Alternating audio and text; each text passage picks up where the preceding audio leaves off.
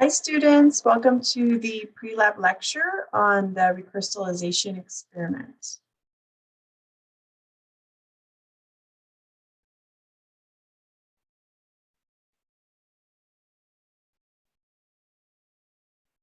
Okay, so recrystallization is a purification technique that's done on organic solids. Obviously, you can't expect a liquid to form crystals, so that is a limitation of the purification technique.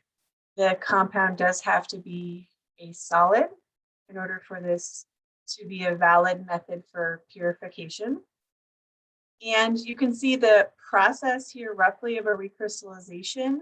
It takes what we call an amorphous solid, which is basically just a powdery solid that's not in its crystalline form.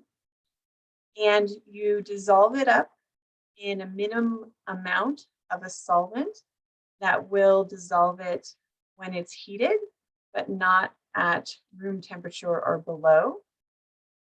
And then you allow that solution to slowly cool. Eventually, the solution will reach what we call supersaturation, which is the point at which the solid is over-dissolved in the solvent at a given temperature. And so it will start to come out of solution. And if it's done very slowly, it can start to come out of solution by forming crystals. And so that's what we want. Crystalline solids are more pure than amorphous solids. And so they tend to come out very ordered in a crystal lattice, which doesn't allow room for impurities. You can see that the yellow color here was actually an impurity. It remains dissolved in the solvent. And so when we do a vacuum filtration, the impurity gets removed and we are able to isolate pure white crystals. It's very common. Most organic compounds are white when they're a solid or clear as a liquid. The reasons for that we'll go into later on in the semester, and also talking about it in the Organic Chemistry 2 lab. Okay, I just want to point out that there are 4 Jove videos, 2 on recrystallization and 2 on melting point. Those are really important that you watch those so that you learn about the theory and process of these important organic chemistry techniques. So I want to re-emphasize that recrystallization is a purification technique.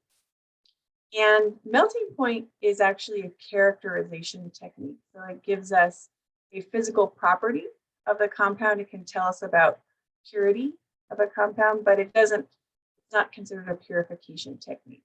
So just keep those separate, right? Some of the techniques that we'll learn will be purification techniques, some will be characterization techniques, and there might be more techniques as we go through the semester.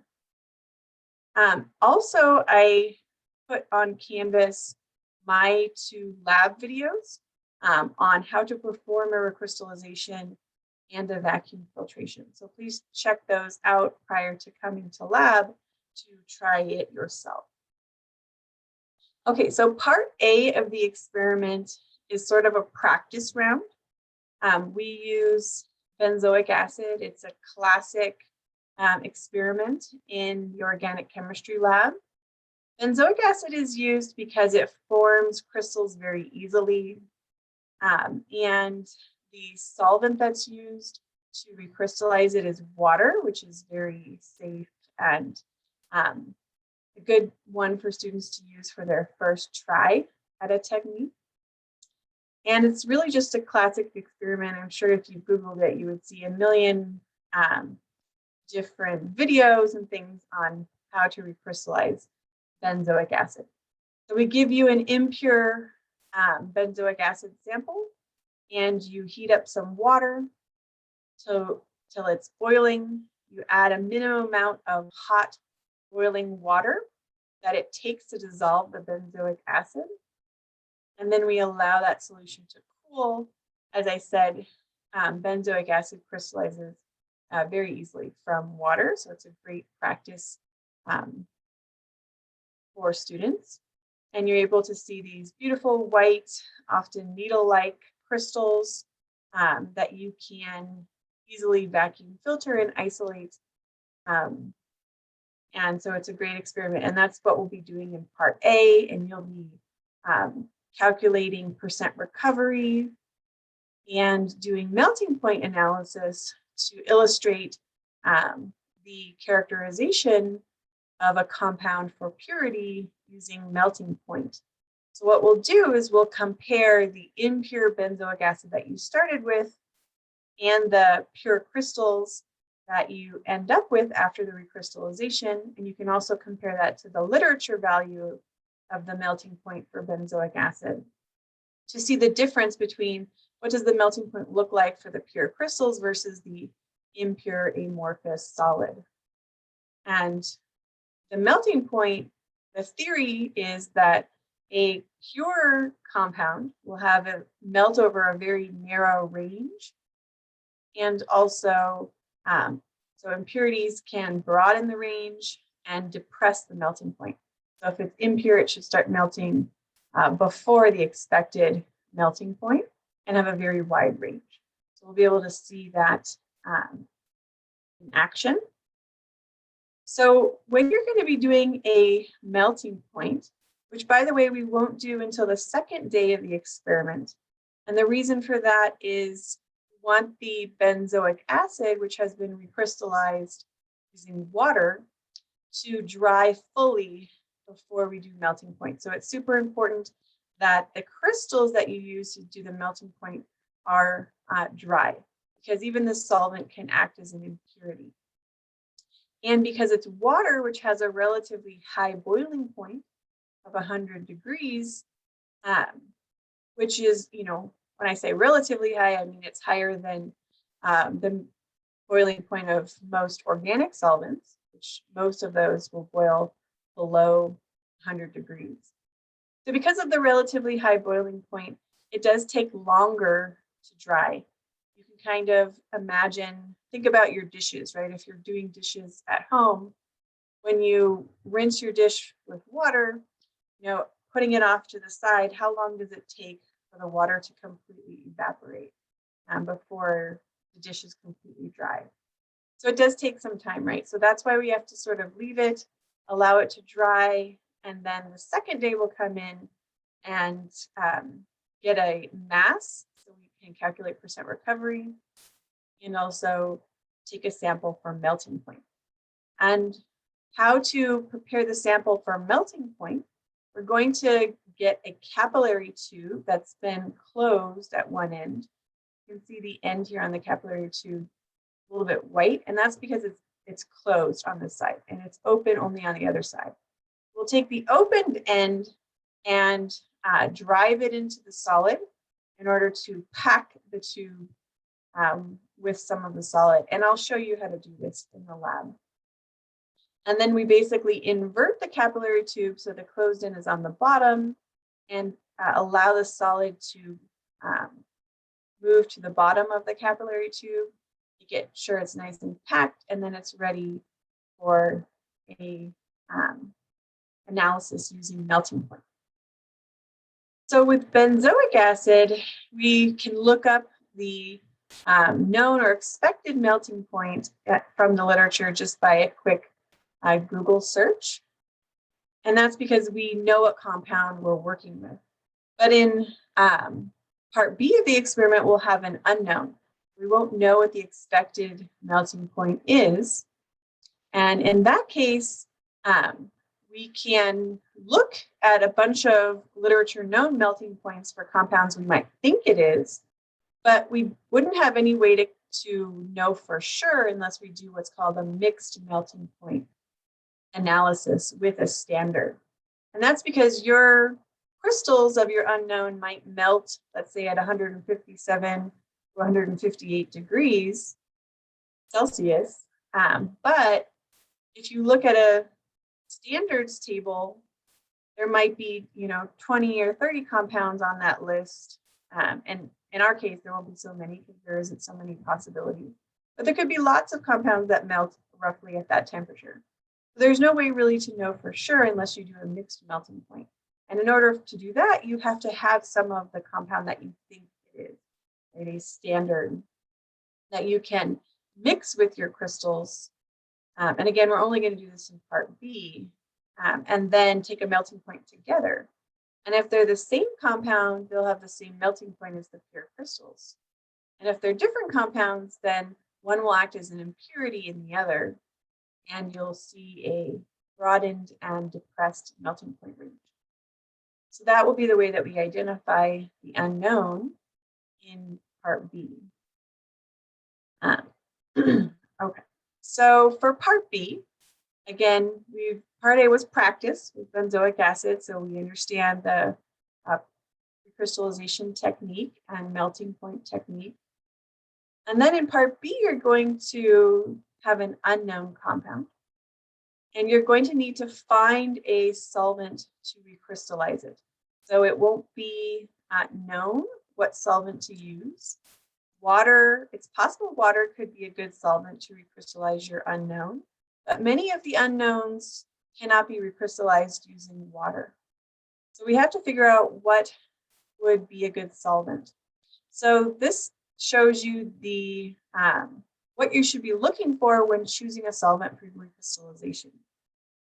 So the proper choice is a solvent that is unreactive, so we call that chemically inert towards the solute. So basically it shouldn't react with your unknown, right? That would be not ideal.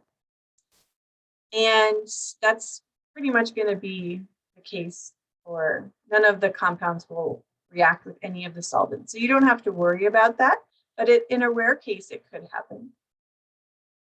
And then it should dissolve the unknown, also known as the solute, readily at its boiling point, but sparingly at low temperatures. Right? So first, we're going to check solubility at room temperature with all the solvents. If your unknown dissolves at room temperature in any of the solvents, those solvents are not a good choice for recrystallization. We need to eliminate those as possibilities, because as we cool the boiling solution later on, we need it to reach supersaturation and crystallize. And if the compound is soluble in the solvent at room temperature, it is unlikely to crystallize. So we first tested at room temperature. Any solvent that does not boil your unknown or does not dissolve your unknown at room temperature is a possibility. And then we start heating all the solvents. And you need to be careful and know the boiling point of all of the solvents, so that you know roughly how hot you need to heat it so that it's going to be at its boiling point. So for example, if you're using dichloromethane, which has a boiling point of 44 degrees Celsius, it wouldn't make sense to boil the dichloromethane in a hot water bath that's at its boiling point. Basically, if we put that dichloromethane into water that's at 100 degrees Celsius, then all of the dichloromethane will evaporate very quickly. Because, again, dichloromethane's boiling point is only 44 degrees. So if all the dichloromethane evaporates really quickly, we're not going to ever find out if our unknown would have dissolved in dichloromethane at its boiling point. So the goal is then to use water that's not that hot. We want the water to roughly be around the temperature of the boiling point of dichloromethane, not too much higher, otherwise the dichloromethane will evaporate very quickly. So let's say maybe a 40-degree bath would be good, right? Is the dichloromethane going to evaporate? Yes, but it's not going to evaporate immediately. So hopefully you'll have some time to figure out whether or not it would dissolve in hot dichloromethane.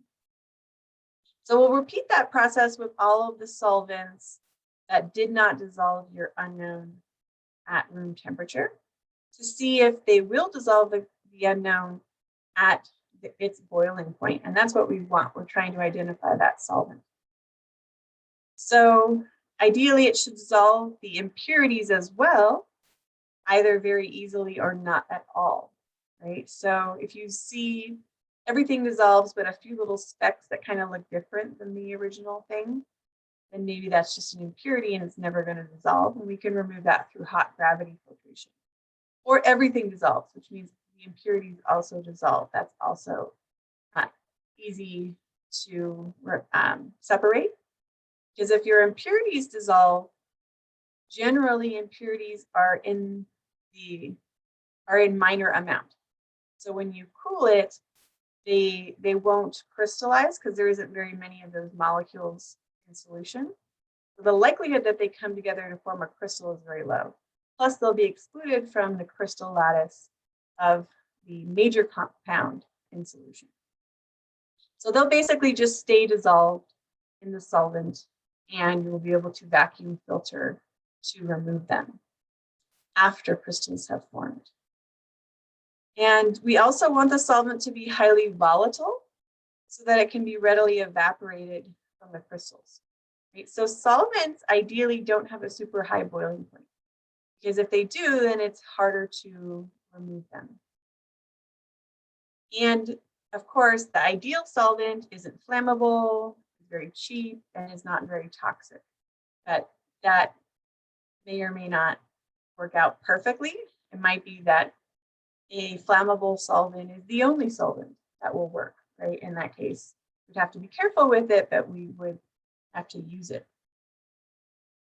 Okay, so let's go through sort of the entire procedure for part B, where we are going to be identifying a solvent for recrystallization, then recrystallizing the bulk of our material using that solvent, and all the other processes involved in part B. So again, the procedure will depend on the solvent that you end up choosing, because different solvents have different safety information. Some might be flammable, some might not, which will play a role in how we treat it in the lab. And also the boiling point of your solvent. If you end up choosing water, the boiling point will be 100 degrees. If you end up choosing dichloromethane, it'll be 44 degrees. That has to be taken into account and treated very differently. So you want to know all of the safety information and the boiling point of the solvent that you end up choosing. And if you end up choosing a solvent with a low boiling point or a flammable solvent, it's really important that you heat the solvent indirectly, meaning in like a hot water bath, directly on the hot plate. Right? Because if you heat a solvent that's in an Erlenmeyer flask directly on a hot plate, it could boil over or spill over, and then it could create a fire. That can happen with extremely flammable solvents such as diethyl ether. So we want to be very careful.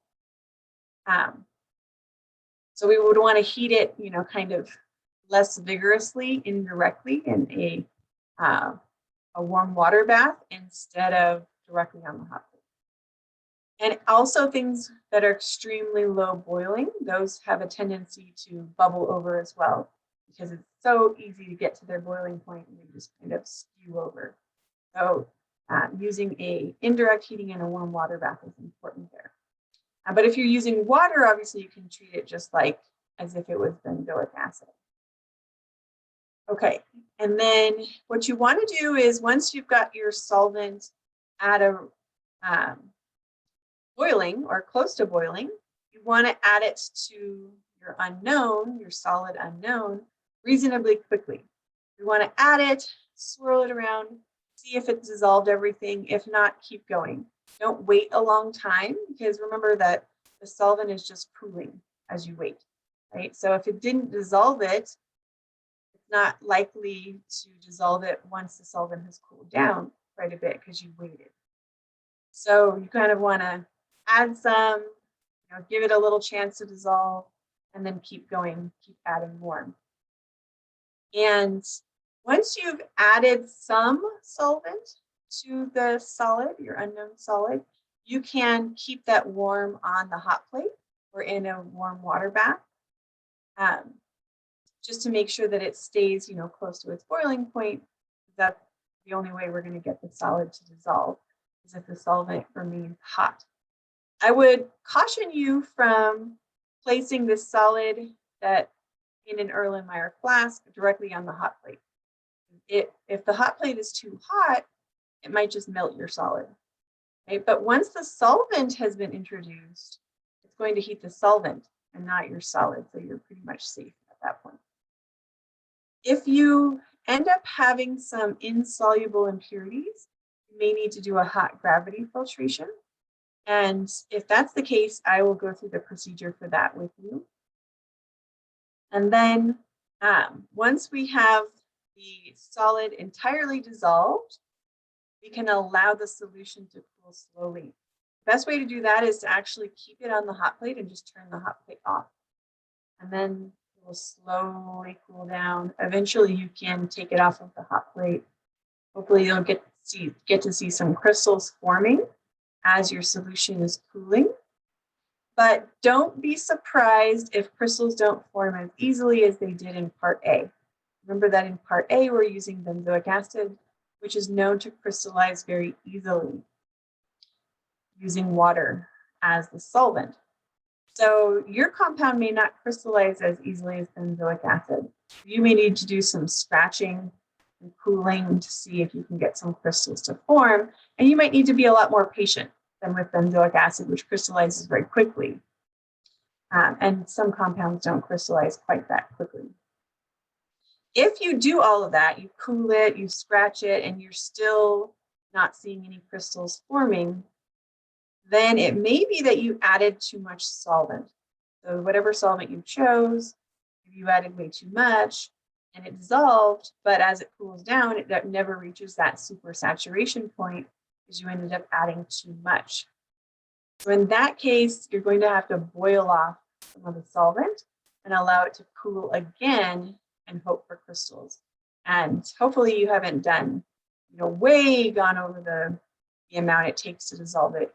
Then that would take some time to boil it off and cool it and boil it off and cool it. So you just want to be careful when you're adding the solvent to add a minimum amount or very close to a minimum amount of the hot boiling solvent. Don't end up, overshooting it by too much. Otherwise, you may have a lot of trouble getting crystals. Okay, let's assume you do get some crystals. We're ready to move on to vacuum filtration.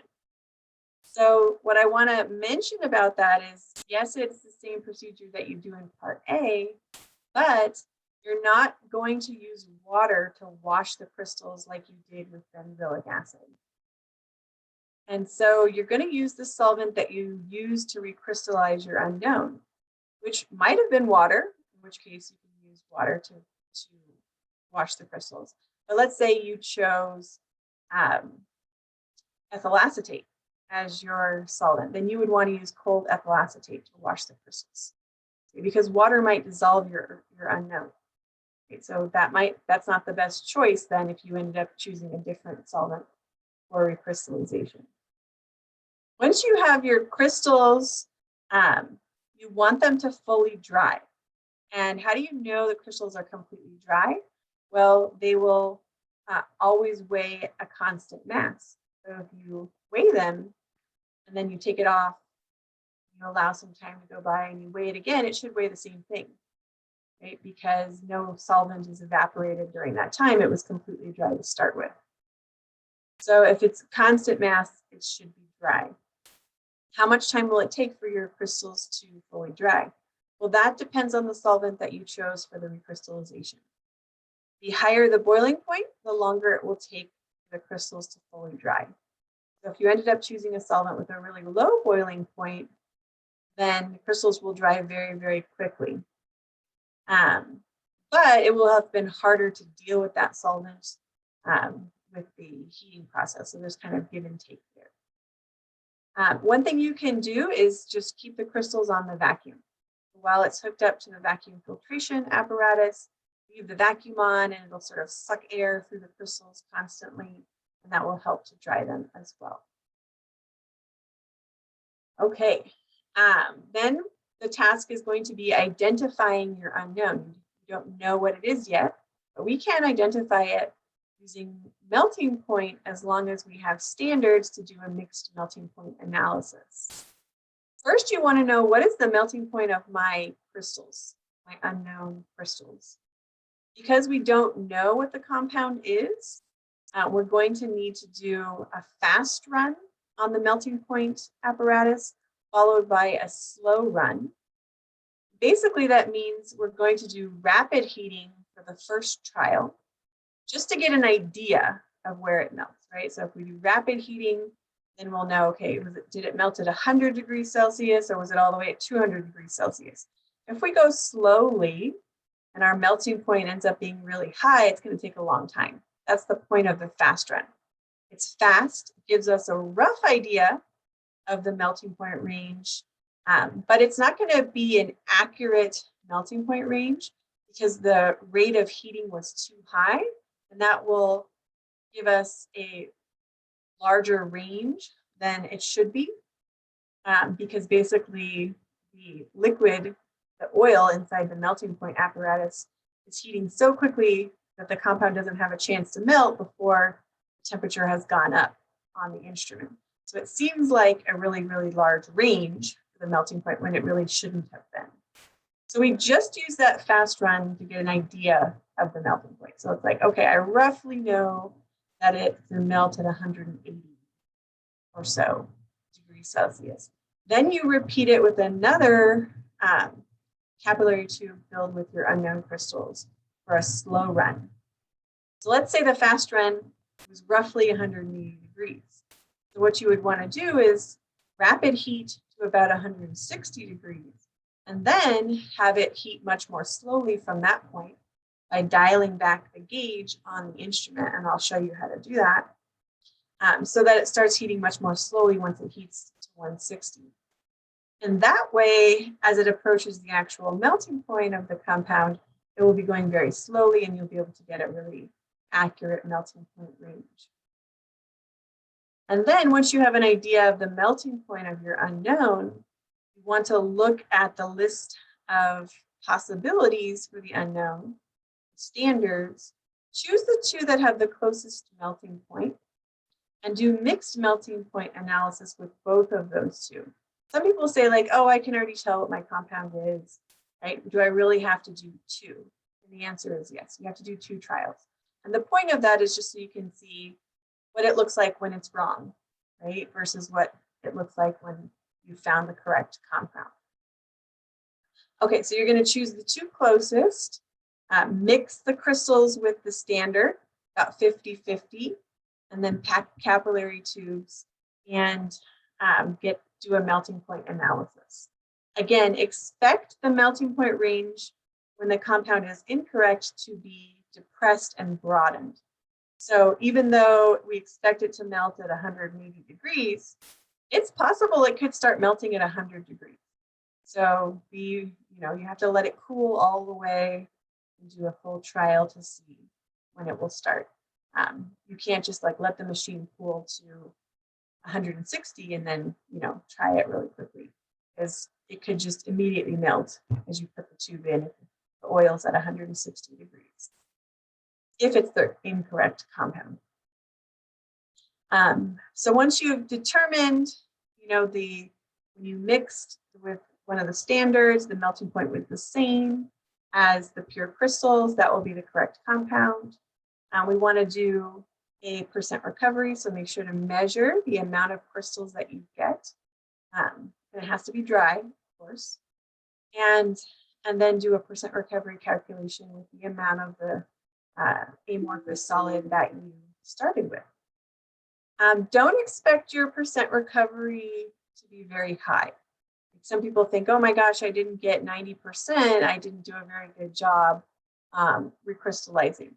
So recrystallization is one of those techniques that's not known to give large percent recovery.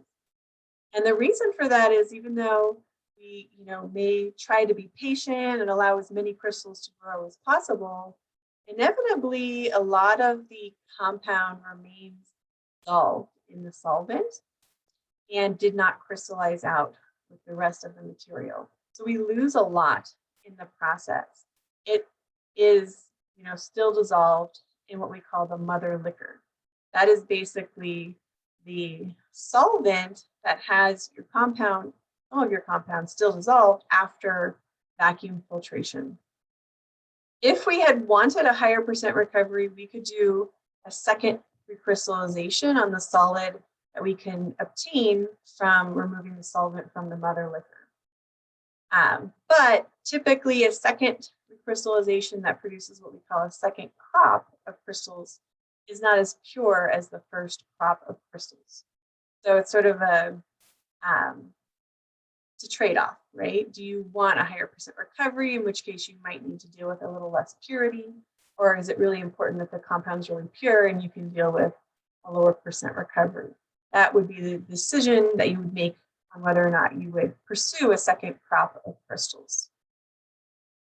Okay, so hopefully that was a good introduction to the experiment, and I'm looking forward to meeting you guys in person soon.